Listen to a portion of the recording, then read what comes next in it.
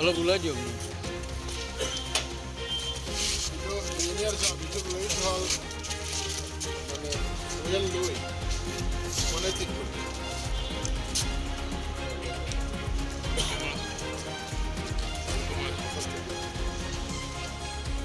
কিন্তু বহুত বহুত হয়তো এতিয়া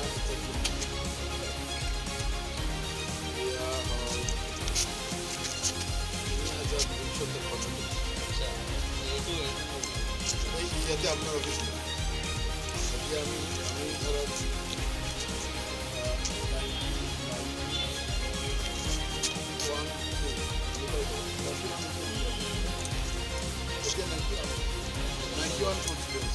হান্ড্রেড 26 আমি বড় গেলে চেক করি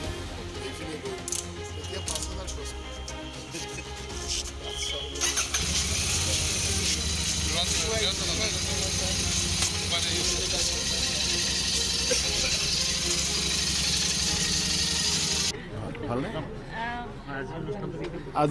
আজি আমাৰ নগাঁও জিলাৰ আমাৰ DRSC মিটিং আছিল ডিষ্ট্ৰিক্ট ৰোড সেফটি মিটিং যোৱা 11 মাহত নগাঁও জিলাত 203 গৰাকী মানুহৰ প্ৰাণ গৈছে বাটত স্বাভাৱিকভাৱে খালি প্ৰাণ গৈছে এনেকুৱা নহয় বহুত মানুহ ইনজিয়ৰ্ড হৈ ঘৰত আছে এইখিনি কথালৈ 7বাৰ মান আমাৰ ইয়াতে DRSC মিটিং হৈছে আজি স্পেশাল মিটিং আমি মাতিছিলোঁ সব ডিপাৰ্টমেণ্ট আহিলে আমি কাৰণবিলাক নিৰ্ধাৰিত কৰিলোঁ আৰু নিৰ্ধাৰিত মানে বেছিভাগ ক্ষেত্ৰত দেখা গৈছে যে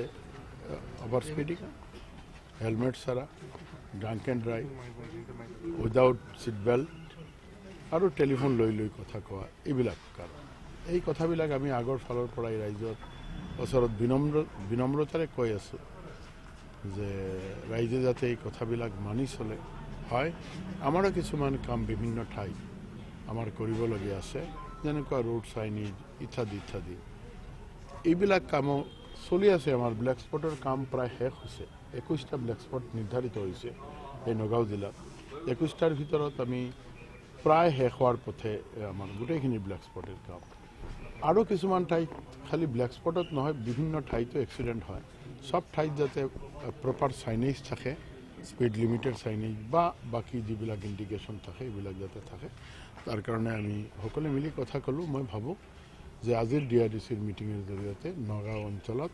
বা নগাঁও জিলাত কিছুমান আমি ৰোড সেফটি কাৰণে আমি অলপ আগুৱাই যাম দেখা পোৱা গৈছে মইতো কোৱা নাই এইটোতো তেওঁলোকে দলেৰ কথা তেওঁলোকে ক'ব মই তেওঁলোকৰ দলৰ কথা কেনেকুৱা ক'ম না মইতো বিজেপি কৰা মানুহ কংগ্ৰেছৰ কাম কংগ্ৰেছে কৰি আছে আৰু আমি বিজেপি আমি ৰাষ্ট্ৰ নিৰ্মাণ কৰি আছোঁ সেইকাৰণে আপোনালোকে দেখিছে যোৱাবাৰ লোকসভা নিৰ্বাচনতো আমি থাম্বিং মেজৰিটি পালোঁ এবাৰ ইয়াতকৈ আৰু বেছিকৈ পাম কাৰণ আপোনালোকে জানে যে যোৱা 10 বছৰত আমাৰ এই মাটিত কিমান আমি কাম কৰিছোঁ খালি এই মাটিত কৰিছোঁ এনেকুৱা নহয় এই চন্দ্ৰযান 3 লৈকে চন্দ্ৰতো গৈছে নহয় জানো ৱৰ্ল্ডে কোনো ঠাইত পৰা নাই কাজে এই ক্ষেত্ৰত আমি কাম কৰিছোঁ আৰু কামৰ জৰিয়তে ৰাইজে গম পাইছে এতিয়া যদি আপোনালোকে দেখিছে বিজেপি থিয় হোৱা মানে বিজেপিয়ে ভোট পোৱা এইটো নেচাৰেল কথা আৰু তেওঁলোকৰ কোন কেণ্ডিডেট কেনেকুৱা হ'ব এইটো তেওঁলোকৰ কথা মইতো ক'ব নোৱাৰোঁ মুখ্যমন্ত্ৰী 11.5খন 12খন নগাঁৱত আহি হৈ যাব নেকি গৃহকণ্ডলৰ ফলত বিজেপিয়ে 11.5খন যিটো মুখ্যমন্ত্ৰীয়ে কৈ আছে নগাঁৱত আহি 12খন হৈ যাব নেকি ভাই মইতো আপোনাক ক'লোৱেই নগাঁও কিয় গোটেই অসমত আপোনালোকে চাওক না কিমান ভাল ৰিজাল্ট বিজেপিয়ে কৰে কাৰণ অসমৰ ৰাইজে আজিৰ দিনত আপোনালোকে কওক আপোনালোকৰ সাংবাদিকতাত বহুত দিনৰ ফালৰ পৰা আছে মই আপোনালোকক ব্যক্তিগতভাৱে জানো মোদীজী অহাৰ পাছতে ডক্টৰ হিমন্ত বিশ্ব শৰ্মা অহাৰ পাছতে আপুনি চাওক এই আমাৰ শৌচালয় এটা ঘৰ উজ্জ্বলা যোজনাৰ গেছটো ৰেচন কাৰ্ডটো ঠিক তেনেকুৱা ঘৰত নলেৰ পানীটো এই কৃষকে কেতিয়াও শুনিছিল নেকি যে কৃষকে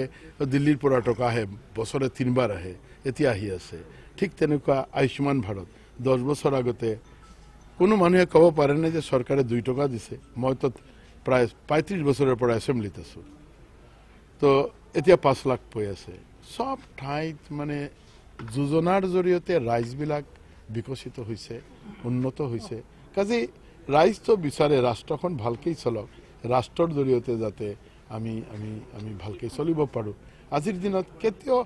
কেতিয়াও আপোনালোকে কওকচোন কোনো পৰিয়ালে ভাবিব পাৰিছিল নেকি যে ঘৰত বহি এই যে আমাৰ 1250 টকা এতিয়া পাই আছে, ঘৰত বহি